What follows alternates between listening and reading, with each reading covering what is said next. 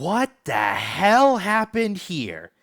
In a game between the number 1 and number 3 teams in the nation, both teams only managed to score a grand total of 21 points. Neither team had a quarterback that threw for more than 200 yards today.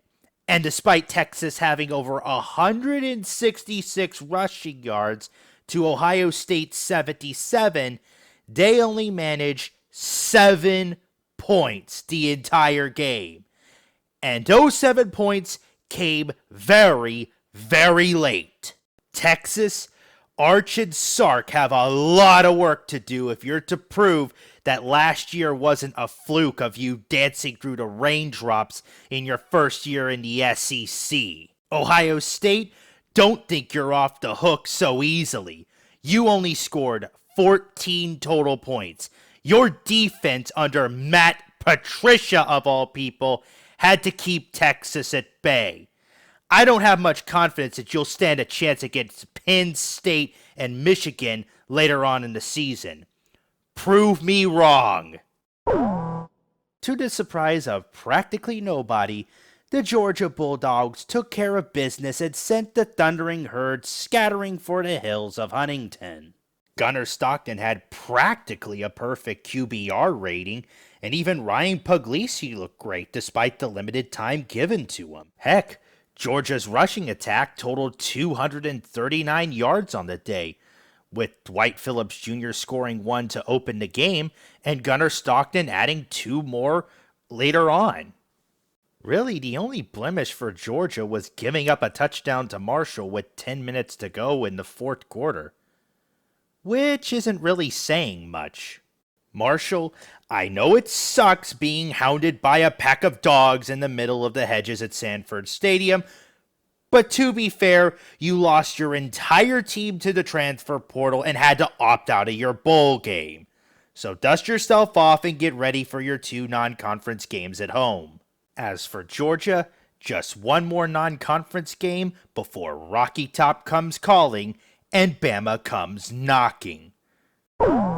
They actually did it.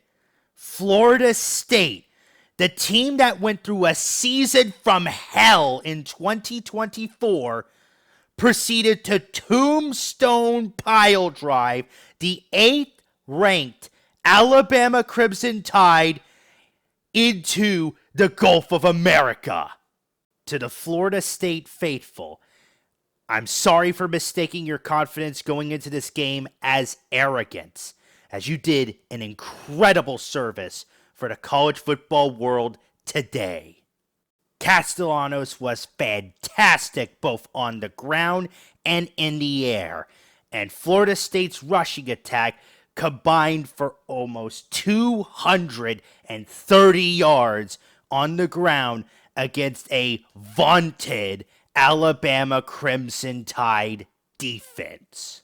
Ty Simpson had to move heaven and earth to get 2 touchdowns for the Tide's offense, and the rushing attack and defense of Alabama was practically non-existent the entire game.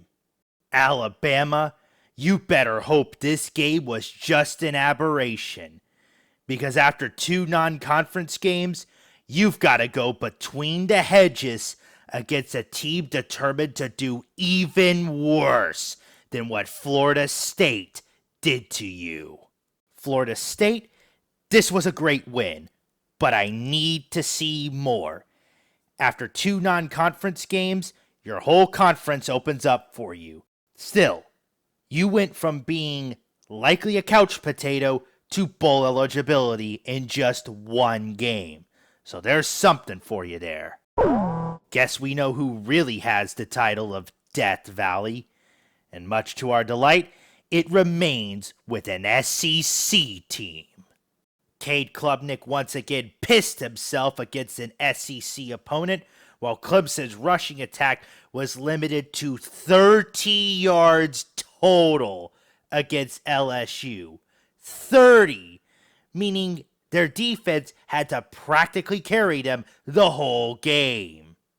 Meanwhile, Despite egregious ref ball in this game, LSU stuck to their guns, with Garrett Nussmeier throwing very efficiently and LSU's rushing attack even being able to find holes in Clemson's defense, managing 108 rushing yards, meaning there wasn't as much pressure on the defense and they could take their time grinding Clemson to dust. LSU, this was a hard-fought, well-earned win.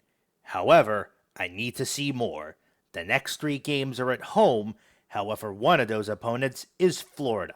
You need to show me that your defense can hold someone like DJ Lagway at bay. As for Clemson, I fear that this may be a bad omen, as 2 weeks from now, you're headed to Bobby Dodd to take on Georgia Tech, a team eager to cast you off your ACC throne and take it for themselves.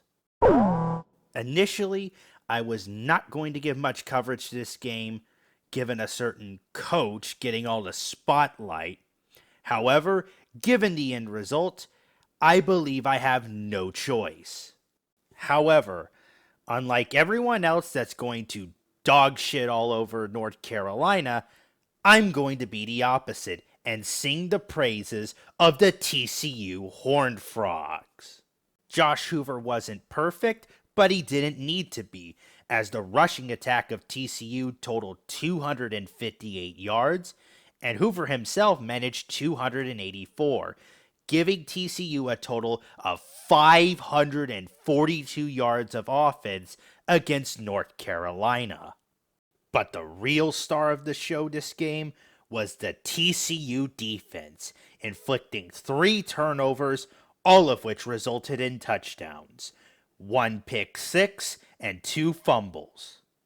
TCU, I believed in you, and you rewarded me greatly. Job well done.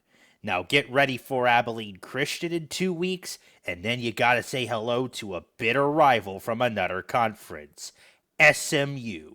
I trust you'll be ready for them and the following conference schedule that will come afterwards. As for North Carolina, I have nothing to say to you. Get out of my sight! And that'll do it for the inaugural episode of Sounding Off on College Football. However, I do need to make a few disclaimers before I let you guys go. Disclaimer 1. The games that'll be mentioned in this series are going to be the games that I ended up watching live. So if there's any games that I ended up missing for any reason, it's likely because I didn't watch it at the time. Now, there will be some exception games, but it will entirely vary. Disclaimer 2. This series will entirely be viewership-driven, meaning all your likes on these videos as well as your feedback in the comments section below will keep this series going, so I would greatly appreciate it. Disclaimer 3, and this is an admission of bias, the Georgia Bulldogs will be featured each and every week they are playing, as I am a Georgia sports fan.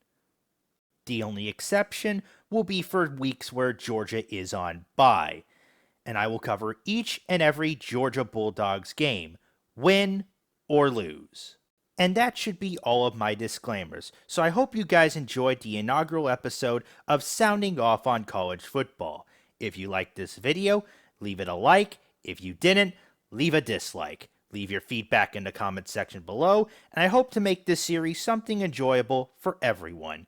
This is SoundEffect09, signing out.